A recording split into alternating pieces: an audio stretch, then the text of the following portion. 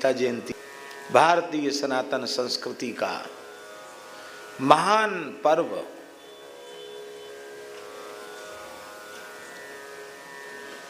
वैदिक सनातन धर्म के समस्त ग्रंथों को कोई कहे कि एक ग्रंथ के रूप में कहो तो वह एक ग्रंथ है श्रीमद् भगवद गीता।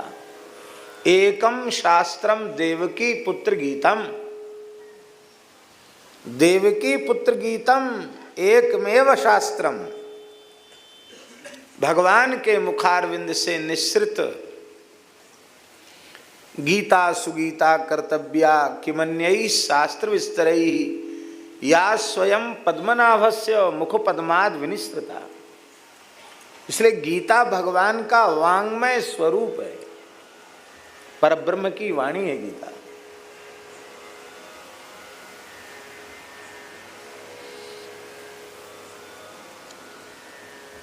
सरकार वेद श्वास प्रश्वास है परब्रह्म का।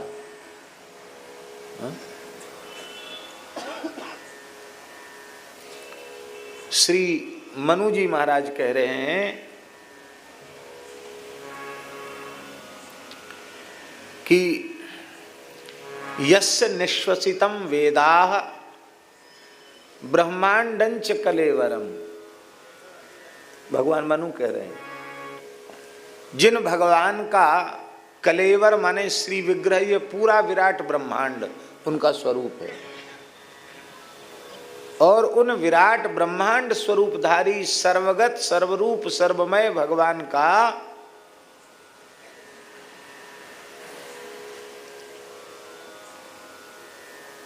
श्वास प्रश्वास क्या है?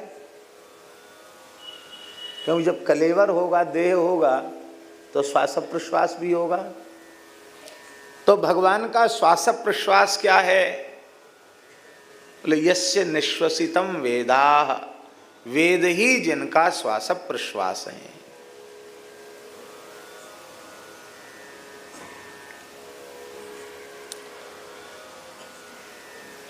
ये श्वास प्रश्वास वेद इसलिए कहा गया कि वेद का अपौरुषेयत्व प्रतिपादन करने के लिए। अपौरुषेयत्व का अर्थ है यह किसी पुरुष की कृति नहीं। पुरुष माने मनुष्य नहीं, पुरुष माने परमात्मा। इस पुरी में जो अंतर्यामी रूप से शयन करता है उस परब्रह्म परमात्मा को ही पुरुष कहते हैं। इसलिए वेद में परब्रह्म की महिमा के प्रतिपादक सूक्त को पुरुष सूक्त कहा गया। क्या कहा गया?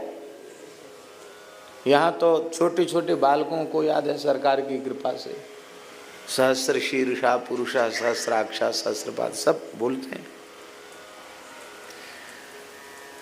कुछ लोग तो पढ़ के बोलते हैं, और वो तो इतनी बार यहाँ पाठ होता कि लोग सुनते सुनते लोगों को याद हो गया। पुरुष सूक्त, पुरुष माने पुर्याम शेते। इस नवद्वारों की पुरी में जो अंतर्यामी रूप से शयन करता है उन भगवान को पुरुष कहते हैं। उनकी स्तुति जिसमें की जाए उसे पुरुष सूक्त कहते हैं। तो वेद पुरुष माने मनुष्य की तो कृति है ही नहीं, वेद साक्षात परमात्मा की भी कृति नहीं है।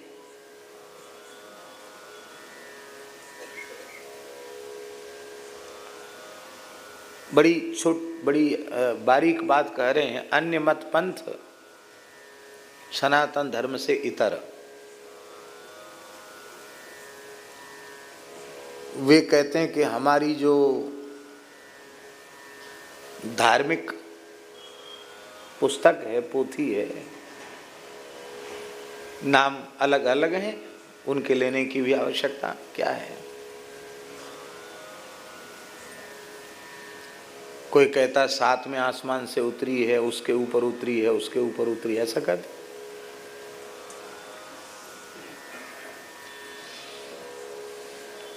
माने अब वो किसी के ऊपर उतरी है,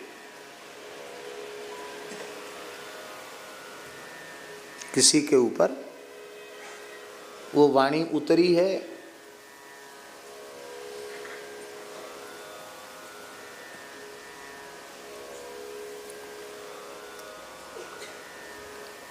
और वह वाणी उतरी है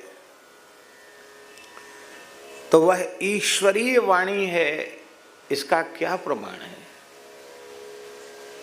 महाराज जी, पूछा जाए इसका प्रमाण क्या है, तो किसी भी प्राचीन शास्त्रीय प्रमाण को वे प्रस्तुत कर सकते हैं।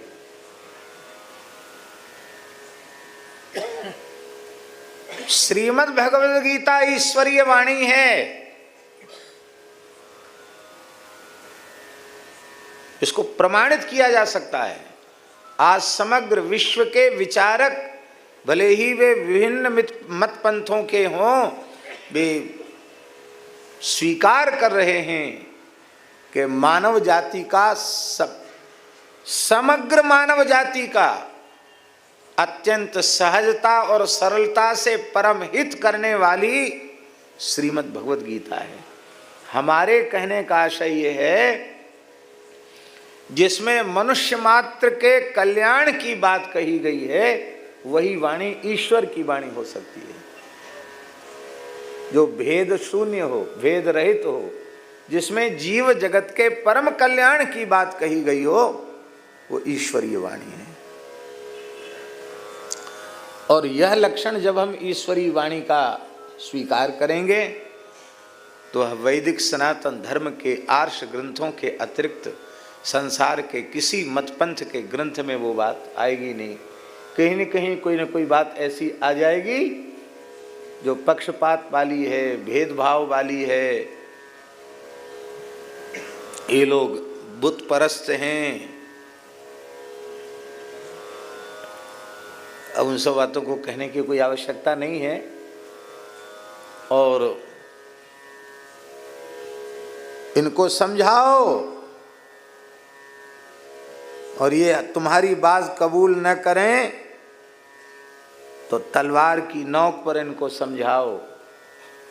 फिर भी न समझते हो तो उनका कत्लेआम कर दो,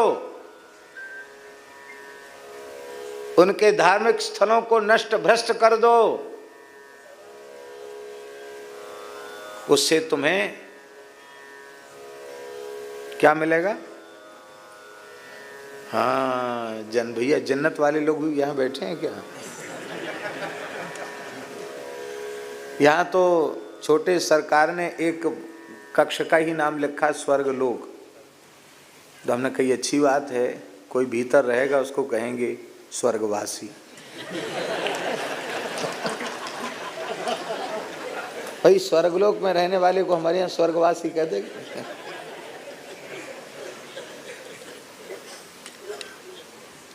मरने के बाद कौन नरकवासी हुआ, कौन स्वर्गवासी हुआ, कोई जानता नहीं। हम लोग अच्छी बात ही मुंह से निकालनी चाहिए, इसलिए प्रत्येक मरे हुए के पीछे स्वर्गीय या स्वर्गवासी लगाते हैं। पर विनय पत्रिका में गोस्वामी तुलसीदास जी महाराज ने कहा, को जाने को जई है जमपुर, को सुरपुर परधाम को जाने, कौन जानता है? को जई है जमपुर, किसे यमराज के यहाँ जाना पड़ेगा। कौन स्वर्ग जाएगा और कौन भगवान के नित्य धाम वैकुंठ गोलोक साकेत में जाएगा, को जानत, कौन जानता है। तुलसीदास जी कहते इसकी परवाह छोड़ दो, तुलसी मोहि भलो लागत, जग जीवन राम गुलाम को। मुझे तो इतनी ही बात अच्छी लगती है कि जब तक हम जिए तब तक श्री रघुनाथ जी के गुलाम होकर के जिए, भगवान के सेवक होकर के हम जिए।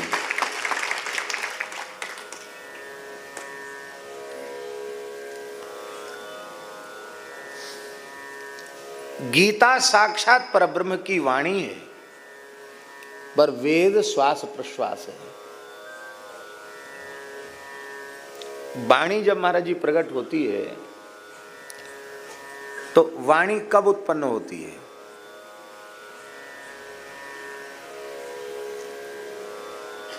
चार प्रकार की वाणी है, परा, पश्यंती, मध्यमा और वैखरी। ऋग्वेद का एक मंत्र है, चत्वारि वाक् परिमिता पदानि तानि विदुर्ये ब्राह्मणाः मनीषिणः गुहात्रीणि निहिता निंगयन्ति तुरीयं वाचो मनुष्या वदन्ति। 4 प्रकार की वाणी।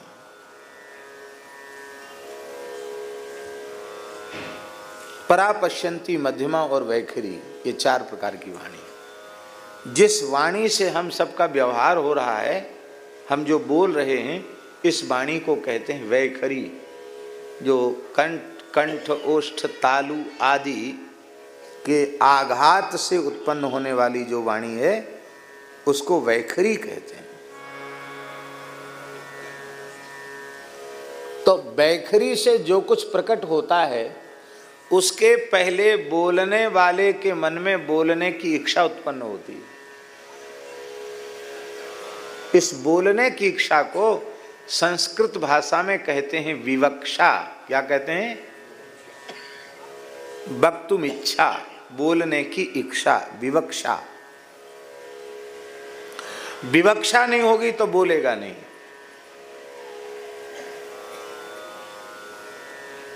कई बार बड़े बड़े महापुरुष, आज हम छोटे सरकार को सुना रहे थे, हमारे परम योगीराज, परम गो उपासक और सिद्ध संत पूज्य सदगुरुदेव श्री पहाड़ी बाबा महाराज, उनकी एक बात सरकार को हम सुना रहे थे। महाराज जी अद्भुत गोभक्त थे। 125 वर्ष की आयु तक स्वस्थ शरीर से विराजमान रहे और गव्य ही उनका आहार था। मध्याह्न में 1-1.5 छटाक साग और शाम को 1.5 पाव दूध। और गोभक्ति ऐसी थी महाराज जी, हम मंदिर में पूजा करते थे और महाराज जी वृद्ध तो थे ही, कपड़ा पहनते नहीं थे,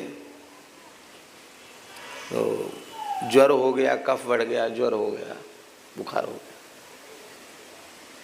तो वो वहाँ स्थान में, ये लोग तो सब बहुत छोटे छोटे बालक थे, डर के मारे स्थान में कोई यह नहीं बताता था बुखार आने पर भी कि हमको बुखार आ गया। क्यों? बुखार सुनते ही महाराज जी कहते आँख को बंधन, ताप को लंघन। बस जिसने कह दिया कि हमको बुखार है, उसका भोजन बंद। अब गोमूत्र पियो, गर्म पानी पियो, बस यही उपचार। गोमूत्र पियो गुनगुना करके, कपड़े से छान के और डोल डाल जाओ। अरे बोले मलेरिया क्यों होता है? मल से मलेरिया होता है।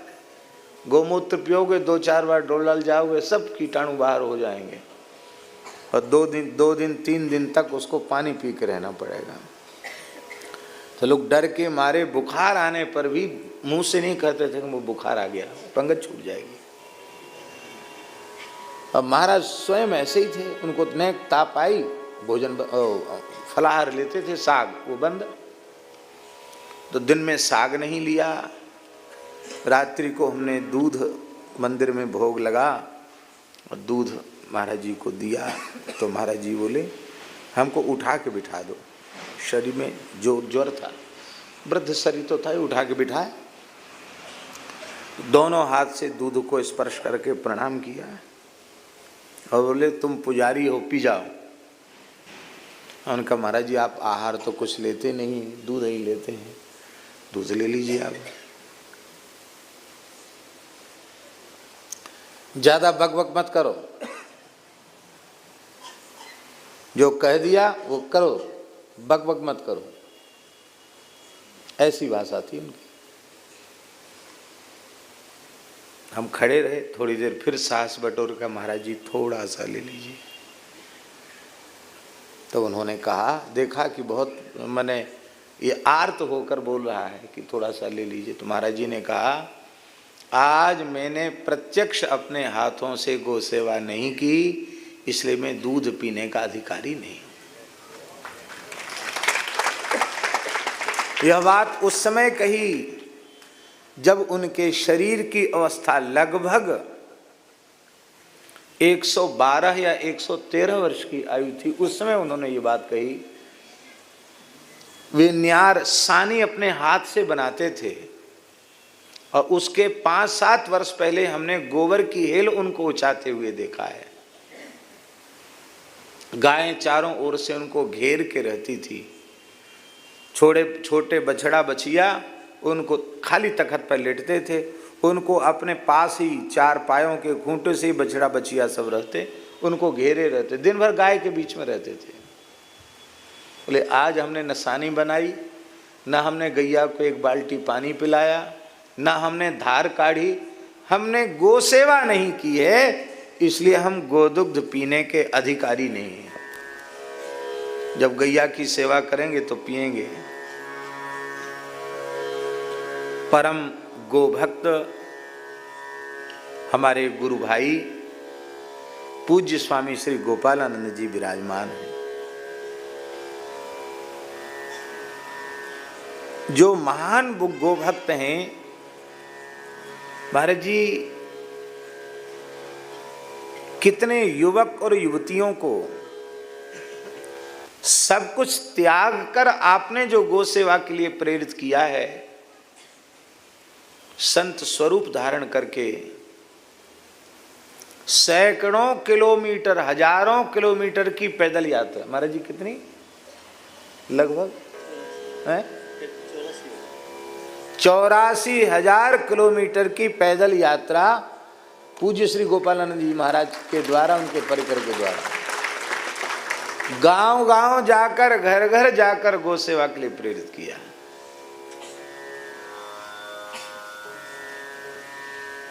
मध्य प्रदेश का सौभाग्य मानो कि पूज्य श्री पथमेड़ा महाराज जी, जिनको हम सामान्य महापुरुष मानते ही नहीं हैं, हमारे ब्रज के भगवत प्राप्त संत ने, पूज्य गुरुदेव श्री भक्तमाली जी महाराज ने और पूज्य बाबा श्री ठाकुरदास जी महाराज ने, जिनकी प्रेरणा से सूर्यश्याम गौशाला की स्थापना हुई, इन दोनों महापुरुषों ने कहा पथमेड़ा महाराज अवतारी पुरुष हैं। भगवान के नित्य गोलोक से ही कोई भगवान का अभिन्न स्वरूप इस धरती पर आया है। जिनका चलना फिरना, बोलना, सोचना, समझना, हर श्वास जिनकी गो सेवा के लिए, गो उपासना के लिए, गो चिंतन के लिए समर्पित है। आपने भी जो 84,000 किलोमीटर की यात्रा पैदल जो की अपने परिकर सहित अभी भी चल रही है, उसके मूल प्रेरक भी पूज्य पथमेड़ा महाराज ही है। तो ऐसे एक गो भक्त को पूज्य पथमेड़ा महाराज जी ने मध्य प्रदेश के आगार कामधेनु गो अभयारण्य के लिए उपहार के रूप में दिया है। ये पूरे मध्य प्रदेश का सौभाग्य है, देश का तो है ही, इस प्रदेश का विशेष सौभाग्य है, क्योंकि इतनी बड़ी गौशाला इस प्रदेश में स्थापित तो शासन के द्वारा ही हुई थी, पर शासन में इच्छा शक्ति हो अच्छी बात है, पर यह केवल शासन प्रशासन के आदेश से, कागजी कार्यवाही से गो सेवा हो जाए, यह संभव नहीं है। क्योंकि यह विषय हृदय का विषय है, अंतःकरण का विषय है, और जिसका हृदय गाय से जुड़ा होगा, गाय की पीड़ा से जो पीड़ित होने वाला होगा, वही भाग्यशाली मनुष्य गो सेवा कर सकता है। न कोई शासन वाला कर सकता, न कोई प्रशासन वाला कर सकता, न कोई विद्वान कर सकता, और न कोई मूर्ख कर सकता, न कोई धनवान कर सकता, न कोई निर्धन कर सकता। गाय की पीड़ा से जो पीड़ित होगा वो कर सकता। गाय की पीड़ा से पीड़ित तब होगा जब अपना अंतःकरण गाय से मिला देगा। पूज्य बाबा ठाकुरदास जी कहते थे, गाय को मन में बसाइए। क्या कहते थे? कोई कहता महाराज जी कोई उपदेश का एक वाक्य, तो बाबा बहुत बोलती नहीं ज़्यादा। कोई कहता कोई एक वाक्य कह दीजिए तो बाबा कहते गाय को मन में बसाइए। मन से गाय निकल गई, इसलिए सेवा में न्यूनता आ गई। तो शासन ने खोली थी और उनकी विचारधारा बहुत अच्छी थी, लेकिन कार्यकर्ता वैसे नहीं थे जैसी गो सेवा और गो उपासना के लिए चाहिए थे, इसलिए वो प्रयास सफल नहीं हो सका। और सद्बुद्धि आई शासकों को और उन्होंने पूज्य पथमेड़ा महाराज को अर्पित किया वह प्रकल्प। और अब वह दिन दूर नहीं जो कम से कम 1 लाख गायों का एक विलक्षण गोतीर्थ अभयारण्य के रूप में मध्य प्रदेश की धरती पर भी प्रतिष्ठित हो जाएगा।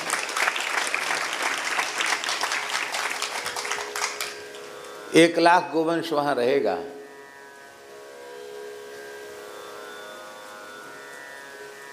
अभी थोड़े ही दिनों में जब लिया था तब बहुत कम गोवंश था, 3000 के करीब गोवंश था।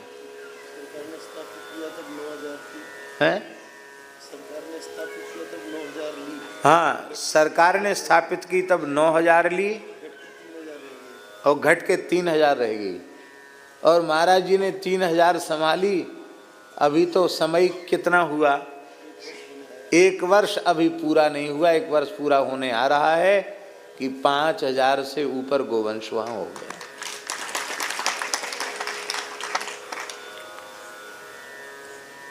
तो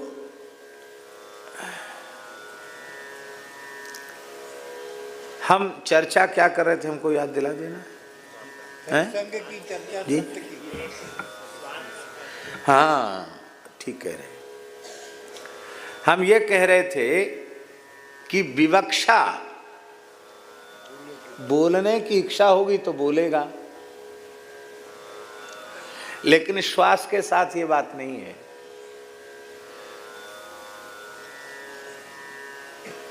आप गंभीर निद्रा में होते हैं तो क्या श्वास लेने की इच्छा करते हैं क्या?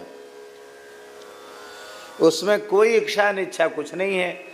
पर वैसे श्वास भले ही थोड़ा कम हो, किसी किसी के खर्राटे तो इतने जोर के बजते हैं कि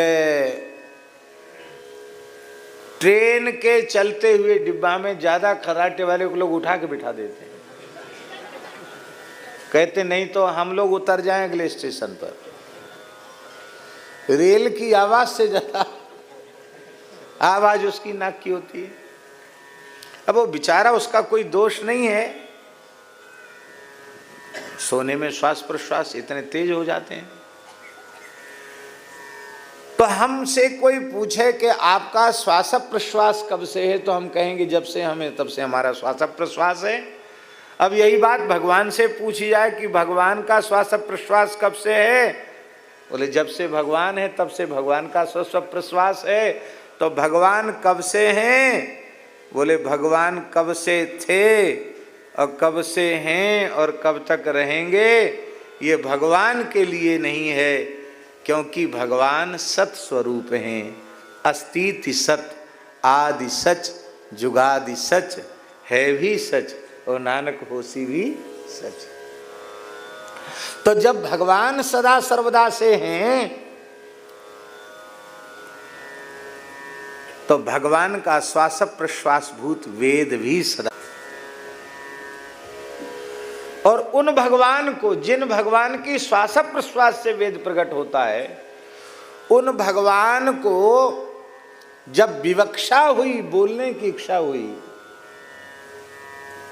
तो वो वेदात्मा जो भगवान हैं, उन वेदात्मा भगवान का वेद का सार सर्वस्व ही श्रीमद् भगवद गीता के रूप में प्रकट हुआ। सर्वोपनिषदो गावो, जितने वेदादि